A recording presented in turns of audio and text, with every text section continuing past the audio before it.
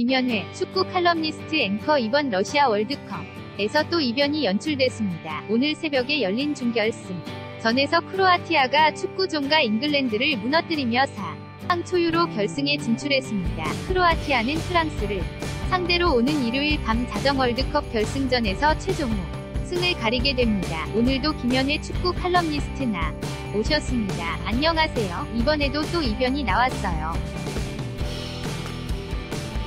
예상을 하면 꼭 그게 반대로 인터뷰 제가 머쓱해 졌네요. 앵커 마치기가 참 어렵습니다. 어떻게 보십니까?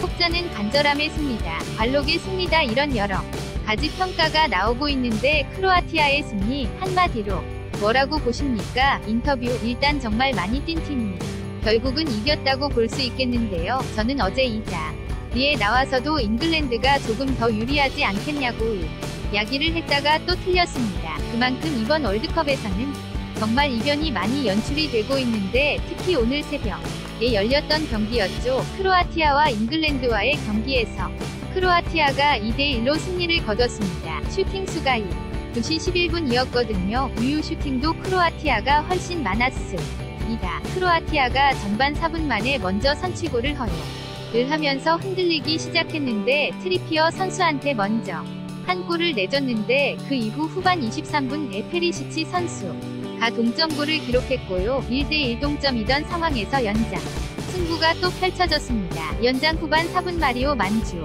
피치 선수가 골을 기록하면서 크로아티아가 2대1로 승리를 거뒀는데요. 지금 페리시치 선수의 동점골 장면이나 오고 있거든요. 크로아티아가 이번에 16강에서부터 16강, 8강, 4강을 다 연장까지 치렀습니다. 정말 극적인 그런 승부를 많이 펼쳤는데 이번 경기에서도 극적인 승리를 거두면서 크로아티아가 이전까지는 1998년 월드컵 4강이 최고 성적이었는데 그 최고 성적을 뛰어넘는 역사상 최초의 결승 진출을 이뤄냈습니다. 앵커 말씀하셨던 대로 두 경기 연속 승부차기까지 갔기 때문에 체력 부담이 있었을 텐데 승리 비결이 무엇이었을까요? 역시 관록의 힘이었을까요? 인터뷰 관록의 힘이었다고 하기에도 왜냐하면 노장 선수들이 많았거든요. 그래서 이 팀이 왜 이렇게 잘 뛰나 의문이 들어요. 왜냐하면 리치 선수라든가 라키티치 이런 주전 미드필더들이 30대이고 마리오 만주키치라든가 골키퍼 수바시치 이런 선수들도 30이 넘었습니다. 스트리니치 선수도 마찬가지고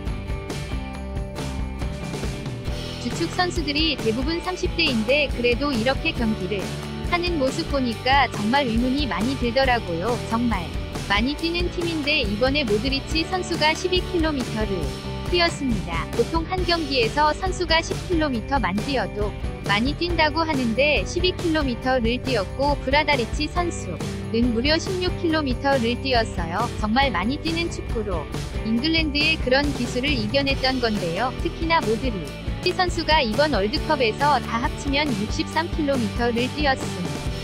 그러니까 일산에서부터 성남까지를 뛰어간 거리라고 보면 될 것 같아요. 그 정도로 많이 뛰는 축구를 하면서 크로아티아가 잉글랜드까지 잡아냈습니다. 앵커 마라톤을 한 번 반 정도 한 거리인데 힘들겠네요. 마리오 만주키치가 결승골을 넣지 않았습니까? 어떤 선수입니까? 인터뷰 이 선수가 A매치에서 32골을 기록하고 있는 크로아티아의 대표 공격수인데 이번 월드컵에서도 덴마크와의 16강전에서도 동점골을 기록했던 그런 선수입니다.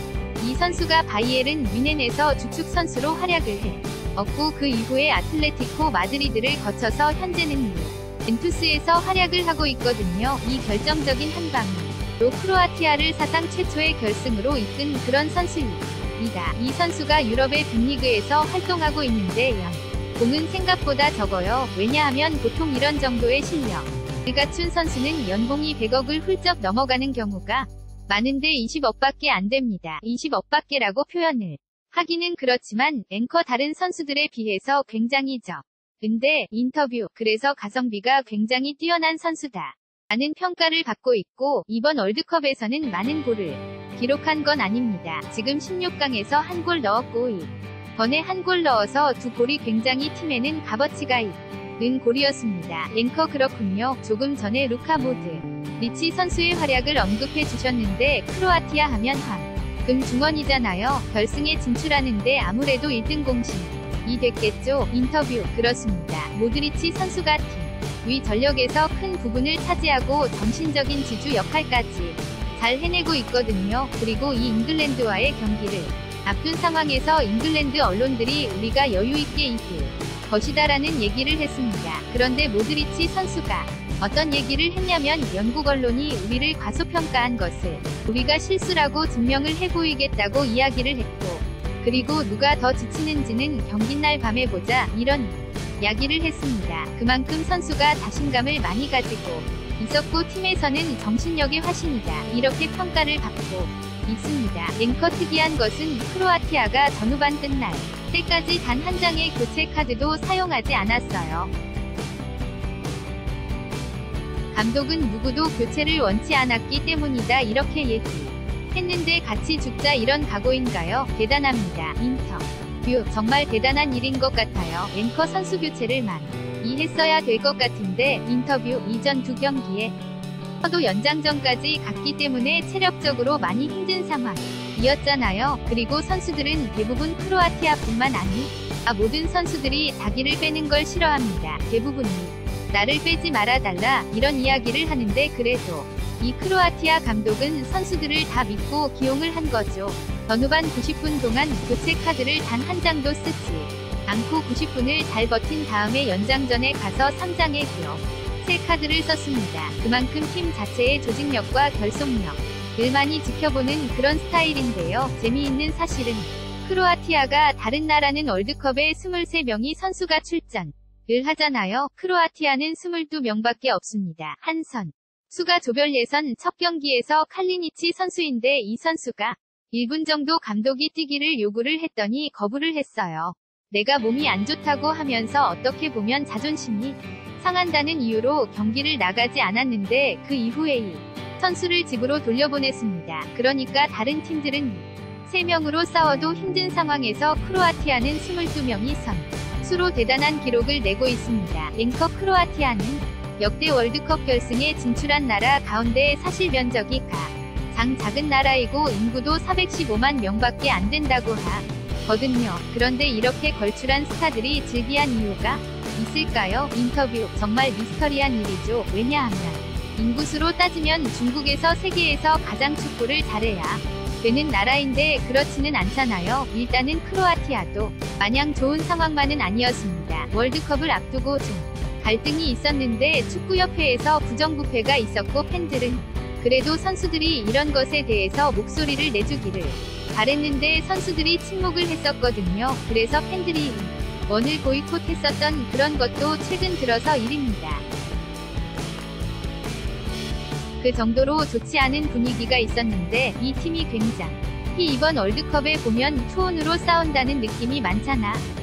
세계적인 선수들을 많이 배출하고 있고, 그리고 전문적인 프로 선수들이 그렇게 많은 편은 아니지만 투잡을 가지고 하면서 프로리그까지 운용을 하는 그런 선수들이 많거든요. 굉장히 그런 면에서 세계적인 선수를 배출할 수 있는 인구는 부족하지만, 인구는 적지만 그래도 어렸을 때부터 저변이 확대되어 있기 때문에 이런 세계적인 선수들을 배출하지 않나 싶습니다. 앵커. 이제 월드컵 경기, 볼만한 경기 2경기 남았지 않습니까? 일요일 밤에 자정에 열리죠. 프랑스와 크로아티아가 맞붙게 되는데 어디가 이길 것 같습니까? 인터뷰. 제가 늘 예상을 하면 틀리는데 그래도 조금 프랑스가 앞서는 경기를 하지 않을까 싶어요. 왜냐하면 지금 크로아티아가 3경기 연속 연장 승부를 펼쳤잖아요. 한 경기마다 3을 더 뛰었습니다. 그래서 90분을 더 뛰었기 때문에 다른 팀들보다 한 경기를 더 한 상황입니다. 그래서 좀 체력적인 부분이 부담이 많기 때문에 그래도 좀 포그바라든가 은골로 캉테, 마티치 이런 중원을 구축한 프랑스가 유리한 상황이지 않은가 싶은데 늘 제 예상은 틀립니다. 앵커. 이 두 나라가 역대 붙었던 게 20년 전 98년도 프랑스 월드컵에서 맞붙었었잖아요. 그때 위 성적은 어땠나요? 인터뷰. 그 당시에 크로아티아라 는 나라 이름을 달고 처음 나온 월드컵이었는데 당시 4강 돌풍을 일으켰지만 4강전에서 프랑스한테 1대2로 패했습니다. 그래도 프랑스가 그 대회에서 결승전에서 브라질을 3대0으로 제압을 하고 우승을 차지했기 때문에 그 크로아티아로서는 정말 이번에 그 당시보다 더 중요한 길목에서 프랑스를 만났잖아요. 동기부여가 상당할 것으로 예상됩니다. 랭커 전날이죠. 토요일 밤에는 벨기에와 잉글랜드의 3, 4위전이 있게 되죠. 이 팀은 어떤 게 관전 포인트일까요? 인터뷰. 이 두 팀 일단 벨기에가 역대 월드컵에는 4위가 최고 성적이거든요. 그래서 역대 최고 성적을 넘기 위해서 이 경기에서 반드시 이겨야 되고, 잉글랜드 역시 자국에서 차지한 66년 월드컵 우승 빼고는 또 4위가 최고 성적입니다. 두 팀 모두 3위라는 게 상징적인 의미가 있거든요. 그리고 두 팀이 조별 예선에서 맞붙었습니다. 두 팀 모두 2승을 한 상태에서 5분끼리 맞붙어서 벨기에가 1대0으로 승리를 거뒀고, 이번에는 모든 전력을 다해서 경기를 펼쳐야 되는 상황이잖아요. 그런 의미에서 두 팀이 3위를 놓고 다투는 승부도 굉장히 치열할 것으로 보여집니다. 앵커. 이번 주말 월드컵 축구가 아주 기대가 되는군요. 지금까지 김연의 축구 칼럼니스트였습니다. 잘 들었습니다. 인터뷰 감사합니다.